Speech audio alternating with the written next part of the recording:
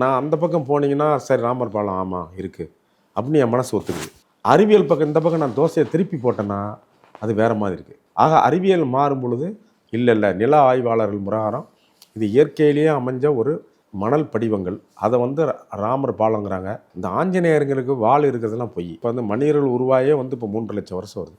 அப்போ 3 லட்சம் வருஷத்துக்கு முன்னாடியே மனிதர்களுக்கு வந்து வால் இல்லை. ஒரு பர்டிகுலர் இடத்துல வால் உள்ள மனிதர்கள் இருந்தாங்கிறது வரலாற்றில் மதிக்கப்பட்ட ஒரு பெரிய அது ஒரு அசிங்கம். என்னன்னு கேட்டீங்கன்னா ஒரு கேவலமான செயல்.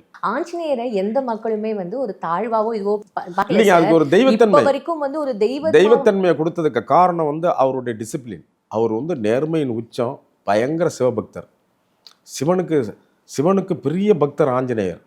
ராமர் வந்து கடைசியாக வந்து ராவணனை கொண்டுட்டு ஜெயிச்சு வரும்போது அவருக்கு வந்து பிரம்மகத்தி தோஷம் பிடிக்குது. அப்போ அந்த தோஷத்துலேருந்து அதை பிரம்மகத்தி தோஷம்னா மனக்கலக்கம். மனம் கலங்கி போய் ஒரு மாதிரி நிதானம் இல்லாமல் உங்களுக்கு ஒரு மனக்கலக்கம் வந்துடும். அந்த காலத்தை பிரம்மகத்தி தோஷங்கிறாங்க. அந்த தோஷம் பிடிச்ச உடனே அந்த இடத்துலையே வந்து உங்களுக்கு வந்து சிவனே வந்து ஆகி அந்த இடத்துல ஒரு தீர்த்தம் உண்டு பண்ணுறாரு. அதுக்கு பேர் ஜடா தீர்த்தம்னு பேர்.